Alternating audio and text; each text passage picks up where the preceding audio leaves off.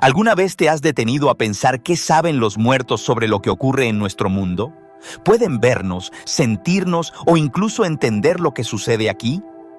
Tal vez has experimentado ese extraño escalofrío, ese instante en que sientes que alguien del otro lado, desde el más allá, intenta enviarte un mensaje. Hoy quiero llevarte por un camino lleno de misterio y revelación, un camino que desafía tanto nuestra razón como nuestra fe. Es un tema delicado, sí, pero también crucial para quienes hemos sentido la pérdida de seres queridos y nos preguntamos si de algún modo aún están presentes. Acompáñame, porque lo que descubriremos hoy puede cambiar nuestra forma de ver la vida y la muerte. Si este mensaje te resuena, no olvides suscribirte al canal y compartirlo con aquellos que también buscan respuestas. Hagamos que esta verdad llegue más lejos. Hagamos que... ¿Será posible que podamos tener algún tipo de contacto con ellos? ¿O acaso ellos ya sabrán lo que nosotros pensamos o las acciones que hacemos en su nombre? Esta inquietante pregunta, que resuena en el corazón de muchos, será el inicio de un viaje espiritual que exploraremos a fondo en este video. No solo nos limitaremos a tratar esta cuestión, sino que descubriremos mucho más. Aquí, vamos a sumergirnos en lo que dice la Santa Biblia sobre este misterio, analizando minuciosamente cada versículo y las diferentes interpretaciones que han surgido a lo largo del tiempo. Desde las enseñanzas que nos brindan los antiguos escritos bíblicos hasta lo que la rica tradición judía a través del Talmud y el Zohar ha legado sobre esta temática tan profunda. Pero eso no es todo. Desde una perspectiva cabalística, profundizaremos aún más, buscando desentrañar los secretos más ocultos sobre la comunicación espiritual, la influencia de nuestras acciones en el plano divino y la conexión entre el mundo terrenal y el celestial. Cada palabra, cada enseñanza nos guiará a una conclusión inevitable, aquella que nos permita comprender la verdad que estamos destinados a descubrir. Así que sin más preámbulos, comencemos este sagrado camino. La Biblia nos revela en el libro de Eclesiastés, capítulo 9, una verdad profunda y a menudo inquietante sobre la existencia humana. En este pasaje encontramos un versículo ampliamente conocido que nos enseña: los vivos saben que van a morir, pero los muertos no saben nada. Esta afirmación nos confronta con la fragilidad de nuestra vida, una realidad que a veces preferimos ignorar. Sin embargo, el texto no se detiene ahí. El autor sagrado continúa explicando que, para los que han pasado de esta vida, todo lo que alguna vez experimentaron, sus amores, sus odios, sus celos y pasiones, ha quedado completamente atrás. Es como si su esencia misma ya no tuviera lugar bajo el sol, en este mundo terrenal. Ellos ya no participan en las luchas ni en las alegrías del hombre. Es una llamada a vivir con sabiduría, aprovechando cada momento, ya que, como nos enseña el Eclesiastés, todo tiene su tiempo y su fin. Lo que sucede bajo el sol pertenece a los vivos, pero a los muertos, a los que han partido de este plano, ya no les pertenece ni lo que amaron ni lo que odiaron.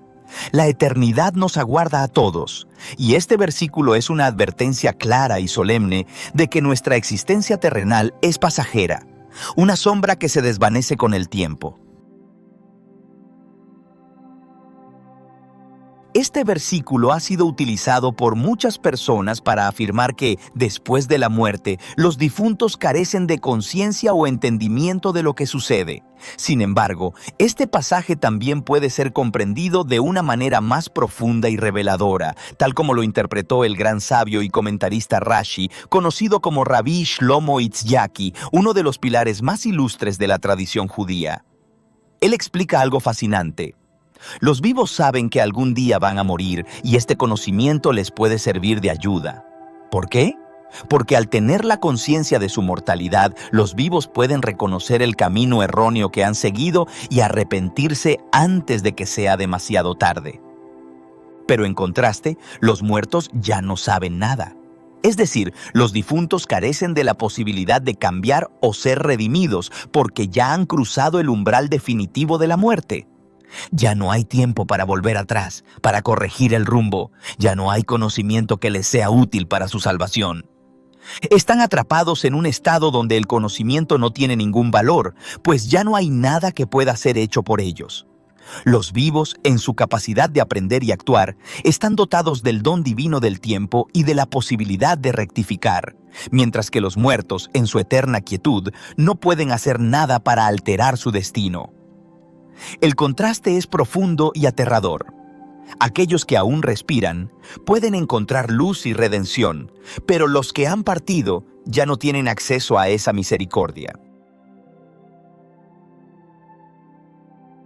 Este versículo, tomado por sí solo, no parece ser suficiente para llegar a la conclusión definitiva sobre si los muertos saben o no algo en el más allá. Existen otros pasajes en las Escrituras que también parecen insinuar algo similar. Un ejemplo notable es el del profeta Isaías, en su capítulo 38, donde dice: «No volveré a ver allá en la tierra de los vivientes, no miraré más a la humanidad, ni estaré más con los que habitan ahora en este mundo». Este es el versículo 11, y de alguna manera sugiere que, después de la muerte, ya no hay una conexión con este mundo.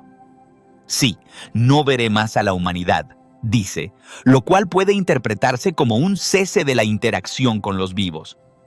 Sin embargo, si analizamos el contexto más amplio, podemos ver que este pasaje también puede ser leído de otras maneras que no nos conducen necesariamente a la misma conclusión.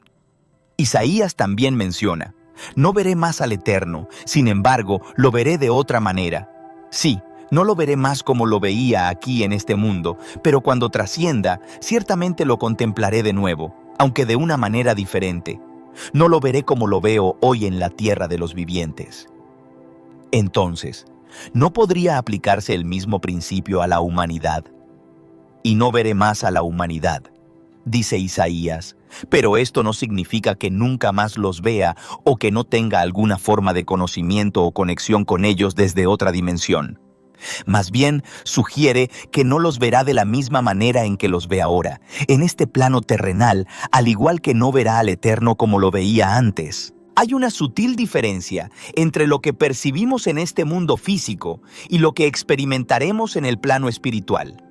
Al trascender, podríamos seguir teniendo conocimiento, pero en una forma que ahora no comprendemos plenamente.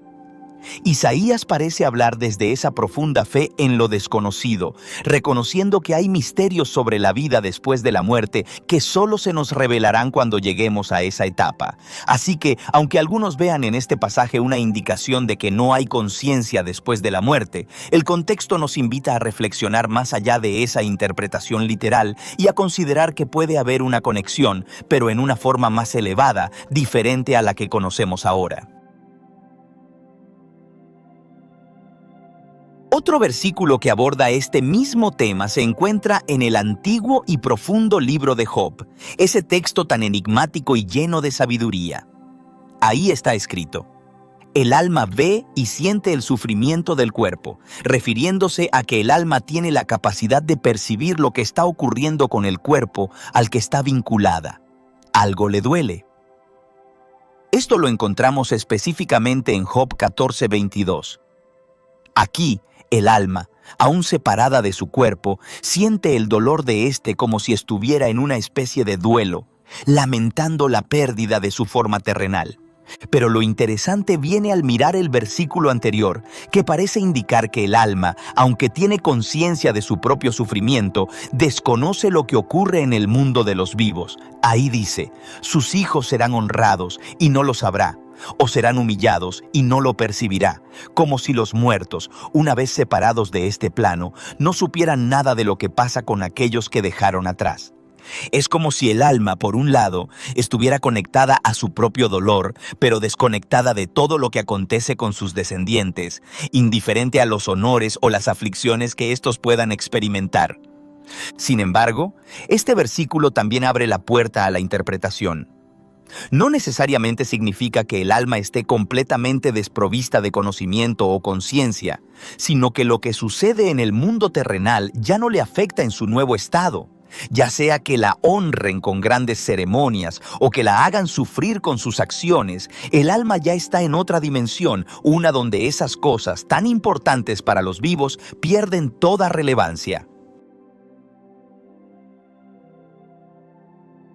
El relato que encontramos en las Escrituras acerca de Saúl y el profeta Samuel es uno de los pasajes más enigmáticos y fascinantes de la Biblia. No podemos dejar de reflexionar sobre este episodio crucial que nos conduce a profundas revelaciones espirituales. Saúl, el primer rey de Israel, se encontraba en un momento de máxima desesperación. Enfrentaba una guerra terrible contra los filisteos, una amenaza que parecía imparable. Lo más alarmante era que el profeta Samuel, su guía espiritual y consejero, ya había fallecido, y Saúl se sentía completamente perdido, sin saber qué hacer ante la inminente catástrofe. En un acto de desesperación, Saúl buscó la ayuda de una mujer hechicera, conocida en las Escrituras como una Balat Ov. ¿Y qué es exactamente una Balat Ov? Este término hace referencia a una mujer que poseía el inquietante conocimiento de realizar el Ov, un rito oscuro que, según se creía, permitía contactar con los muertos para interrogarlos. Este tipo de práctica estaba explícitamente prohibida por Dios en la ley de Moisés, como se menciona en el libro de Deuteronomio, capítulo 18, versículos 10 al 12, ya que era vista como una abominación y una traición a la fe en el Señor, el único Dios vivo. A pesar de esto, Saúl, en su desesperación, recurrió a este medio, buscando respuestas más allá de lo permitido. Lo que hace este relato aún más impactante es que Saúl, en un tiempo anterior, había ordenado la expulsión de todos los hechiceros y adivinos de la tierra de Israel, en obediencia a los mandamientos divinos. Sin embargo, cuando la desesperación lo consumió, decidió quebrantar sus propios decretos y buscó en secreto a una mujer que practicaba estos artes prohibidos. La contradicción entre sus actos previos y su situación actual lo coloca en una encrucijada moral y espiritual que nos invita a reflexionar profundamente sobre la fragilidad del ser humano cuando se enfrenta a pruebas abrumadoras.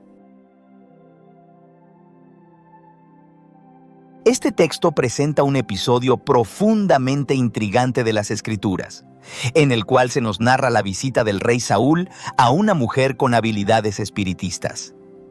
Según se relata, Saúl acudió a esta mujer con el fin de traer de vuelta el alma del profeta Samuel y obtener respuestas sobre su destino. Lo impactante es que, según el relato, Samuel fue invocado, apareció y sabía con claridad lo que había acontecido y lo que estaba por suceder. Sin embargo, aunque este pasaje pudiera sugerir que los muertos poseen conciencia de lo que sucede en el mundo de los vivos, no debemos apresurarnos a tomarlo como una afirmación literal de tal creencia. A pesar de que aquí se dice que Samuel habló y profetizó lo que vendría, los comentaristas a lo largo de los siglos han debatido intensamente sobre este acontecimiento. Rabbi Shmuel ben Hofni, uno de los grandes sabios de la historia judía, argumentó que todo este episodio, que tiene que ver con la invocación de los muertos, o el Ov, como se le conoce, no fue más que un engaño. Según él, todo esto era una mera ilusión, una trampa creada para engañar a los incautos. Los muertos, en realidad, no tienen la capacidad de comunicarse con los vivos de esa manera, según este sabio. Maimónides, otro de los gigantes del pensamiento judío, apoyó esta idea, afirmando que todas esas prácticas de hechicería o espiritismo, aunque aparentaban ser reales, no eran más que trucos. Eran como actos de magia que jugaban con la imaginación y la credulidad de las personas, pero sin ninguna base en la realidad espiritual. Es importante recordar que, aunque este relato puede despertar en nosotros una mezcla de curiosidad y misterio, debemos abordarlo con discernimiento. El hecho de que en esta ocasión se describa a Samuel hablando desde el más allá no significa necesariamente que así sea la naturaleza del mundo espiritual.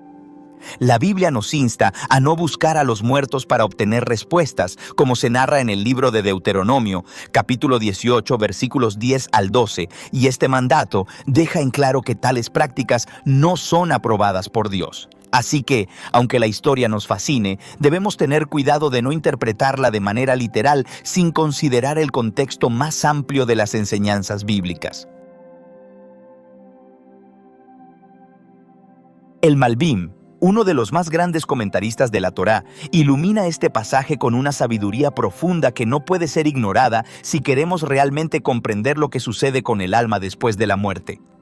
Nos enseña que hay una distinción enorme entre lo que ocurre con el alma superior y lo que sucede con el alma inferior cuando alguien muere. El alma superior, la Neshama, es el alma pura, la chispa divina que reside en cada ser humano. Esta parte tan sublime, tan cercana a la esencia de Dios, regresa inmediatamente al Creador al momento de la muerte. Es un viaje rápido y directo, pues pertenece a los cielos más altos, a lo eterno, y su separación del cuerpo es inmediata y sin resistencia. Sin embargo, la profundidad del asunto no se detiene allí. Aparte de la Neshama, que es la porción más elevada del alma, existe otra parte llamada Nefesh, el alma vital. Esta Nefesh es la que nace con el cuerpo, se entrelaza profundamente con la carne y por lo tanto está mucho más atada a lo terrenal. A diferencia de la Neshama, la Nefesh no se separa del cuerpo al instante. Es un proceso mucho más largo y doloroso que dura hasta que el cuerpo se descompone por completo, lo cual, según las enseñanzas del Malbim, puede tardar hasta 12 meses. Este lapso de tiempo es crucial, porque mientras el cuerpo sigue en descomposición, la Nefesh sigue de alguna manera unida a él, sufriendo una separación lenta y progresiva. Este es un proceso lleno de misterio y simbolismo que nos recuerda lo profundamente conectados que estamos con lo material en nuestra vida terrenal. En resumen, las Escrituras parecen mostrarnos diferentes perspectivas sobre la conciencia de los muertos. Hay versículos que afirman que los muertos no saben nada, como se menciona en el libro de Eclesiastés, capítulo 9, versículo 5. Los vivos saben que han de morir, pero los muertos no saben nada, y otros que sugieren lo contrario. ¿Cómo reconciliamos estas aparentes contradicciones? La clave, según el Malbim, reside en entender los diferentes niveles del alma. Las partes más elevadas, como la Neshama, están tan lejos de lo material que ya no les concierne nada de este mundo. Son totalmente ajenas a las preocupaciones terrenales porque han vuelto al ámbito divino, al reino donde lo temporal y lo físico no tienen importancia. Por otro lado, las partes más bajas del alma, como la Nefesh, todavía pueden estar atadas a las preocupaciones del mundo físico. Aunque están destinadas a elevarse eventualmente, este proceso de elevación es gradual. Durante ese tiempo intermedio, las almas más bajas aún pueden sentir cierta preocupación o apego por lo que dejaron atrás, hasta que finalmente también se liberen por completo y alcancen la paz que solo Dios puede ofrecer. Este proceso, lleno de misticismo y reverencia, nos muestra que incluso en la muerte hay un camino de purificación y ascenso que todas las almas deben recorrer y que cada nivel del alma tiene su propio destino y propósito en este viaje eterno. Y así, llegamos al final de este recorrido espiritual, donde hemos explorado los misterios profundos de la vida y la muerte, de las almas que trascienden y el propósito eterno que nos aguarda. A lo largo de este viaje, hemos descubierto que el alma, en sus diferentes niveles, se mueve entre lo terrenal y lo divino, y que cada una de nuestras acciones en este mundo deja una huella en el plano espiritual. Si estas reflexiones te han tocado, te invito a seguir acompañándonos en este sendero de descubrimiento, donde cada paso revela más sobre nuestra conexión con lo eterno. No olvides suscribirte para no perderte nuestros próximos videos, donde seguiremos desentrañando los secretos que la vida y la fe nos guardan. ¡Nos vemos pronto!